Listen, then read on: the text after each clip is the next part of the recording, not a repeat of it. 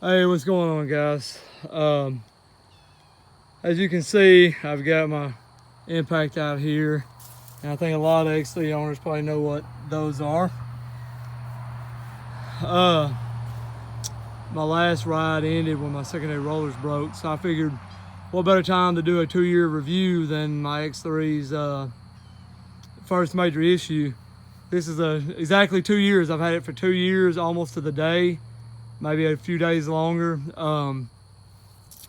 It made it 2 years without any issues before the secondary rollers broke.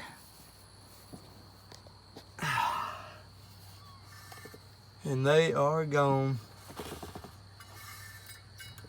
So I ordered cubic dollar off-road rollers. So probably not gonna be able to get them on today, but we're gonna get started.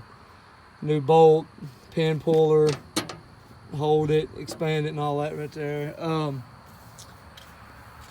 I guess I will start with overall 1,400 miles, 2 years. Very pleased. I still think that none of us, no matter if you like Polaris or Can-Am, I think if you're gonna be completely honest, none of us get the full quality we should get for the amount of money that these buggies cost. Even if you're buying a low-end one.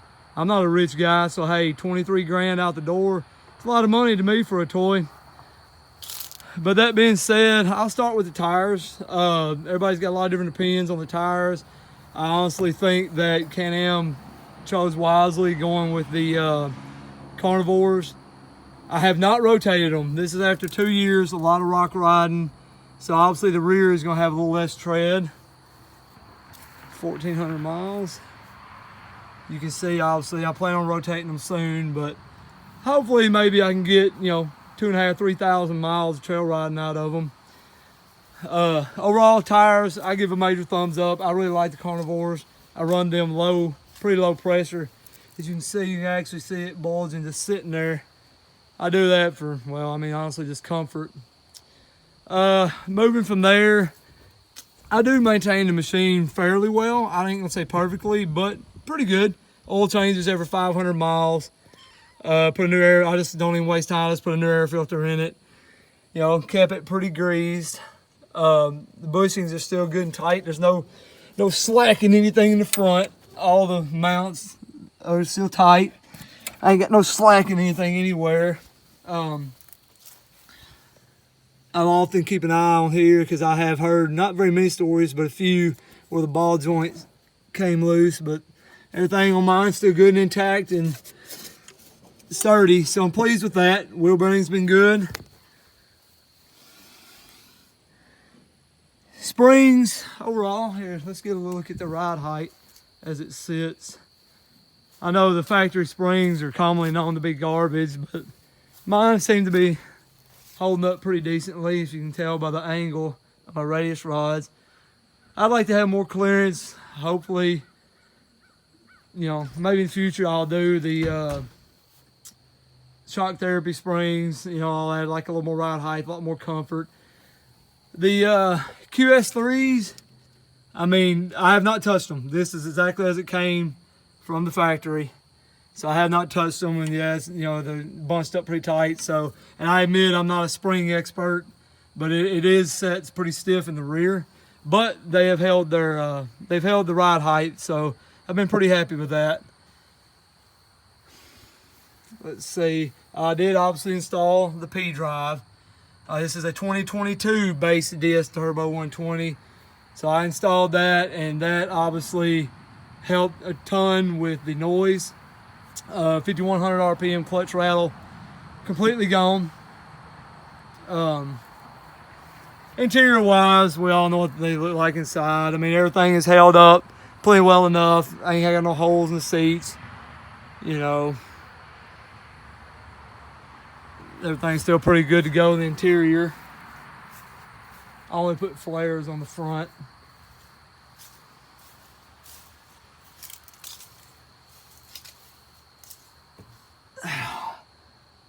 Every now and then, I've noticed a little water seep, but it's never really been bad. I've sprayed it off, haven't worried about it.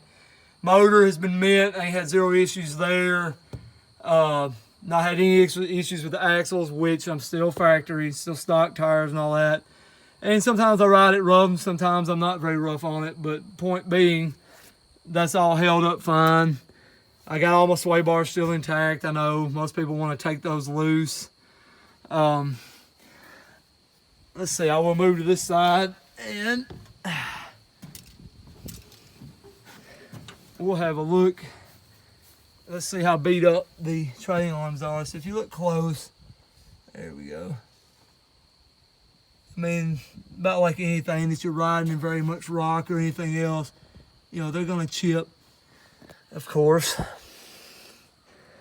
The factory skid plates, I know a lot of folks say, you know, you should replace them immediately, but I have set this thing down on the frame quite a many times. And to be honest with you, they've held up very well. I mean, you can see this, the nicks and cuts and scratches there, but I honestly have no complaints. Now, my dream machine would definitely be an XRC Turbo RR, but they're pretty pricey. Trying to think, I had a lot of people dog the headlights, but honestly, to me, I think the light output is fantastic for a factory machine. My front end is held up fine. Now, I've ridden it aggressively some, but I admit I don't just beat it completely to death. But so far, I mean, I don't have any cracks anywhere that I've been able to see. So, for general riding, some abuse, some average trail riding, everything's held up the frame. Everything's still in good shape. I have not rolled it, of course. The only real disappointment, honestly, you know, I know that's small, and I know that secondary rollers and pretty much all Can-Am side-by-sides are known, you know, to be brittle and weak. But for the price we pay, man, I just, I'm a Can-Am fan, but I'm not that biased. I feel like, it's like, hey, come on, man. You know, if we can order higher quality, and I understand it's a wear item, I'm with you there.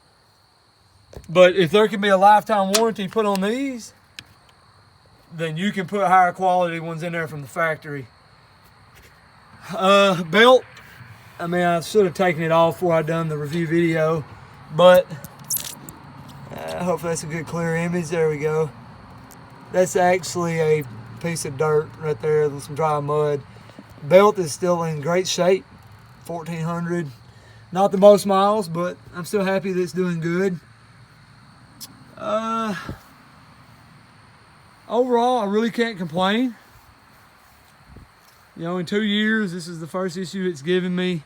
And honest to goodness, knowing what I knew when I bought it, I really should have probably just replaced the rollers from the get-go. And that's what I would recommend to anyone. If you're going to invest this kind of money on any of them, any high-end side-by-side, if you're going to get a Can-Am, I would replace them rollers first thing. And just keep the factory ones as spares, you know, and put you either G-Boost rollers, the cubic dollar. You can definitely tell, you know, by looking at them that they're hopefully a lot stronger. And my point of view is any of these aftermarket companies that are willing to put a lifetime warranty on there, if they break, they'll replace them, then they must be pretty confident with them. I've not had any issue maintaining. Everything's held up fine. I know I've heard some people talking about breaking them and then blowing apart, but I've had no issue with that. Trying to think, that's really, the rollers is the only problem I've had. Frames still holding up good, bearings are good, bushings are good. They've been greased about maybe, I'm gonna go with 2 times. I think about twice I've greased them since I've had it. So I'm happy with that. Front diff, it don't get just abused, like I've said already. But diff's held up fine, axles have been fine. Overall, I'm very pleased. You know, if you ask me what would I recommend, I do think that especially the 2024 DS Turbo 135s are, and honestly, they're an excellent bang for your buck machine. 135 horsepower. You get the smart lock front end on them, just like they put on starting in 22 on the DS 120s. I mean, 20 inches of travel, and I believe they're like $21,999, I think. I would highly recommend it. Overall, I'm very pleased. I give it a solid 8 out of 10. I can't go any higher than that simply because I really feel like until these manufacturers step up, you know, to the T, you know, on all the small things, you know, I mean, for the money that's paid, I'd like to see less squeaks, you know, less drivetrain noises, the smaller components. Hey, little bitty rollers left me stranded on the trail. I'm not gonna make a big deal though. Like I said, everything else is held up fine. That's the only issue. So we're gonna get the new rollers in the secondary and get the X3 back rolling. I will add that I know a lot of people you know, like to go to the aftermarket, Cotec, CA-Tech, however you want to say it, and various other companies on the radius rods. But I mean, I've had 0 issues in 2 years. So, and the bushings, there we go, still good. Everything's still good and snug. So no complaints there.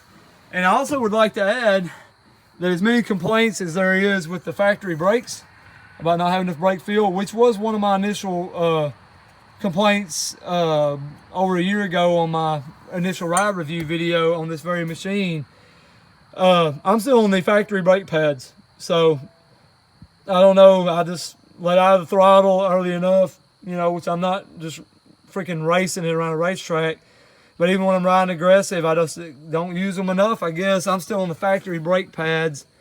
And I don't even think they're close to wearing out yet, but I know the guys that ride in a lot of mud and water and all that, you know, they would claim that they wear them out in 500 miles and put EBCs or various other higher quality aftermarket pads on there. But I've had no issues, still running the same pads.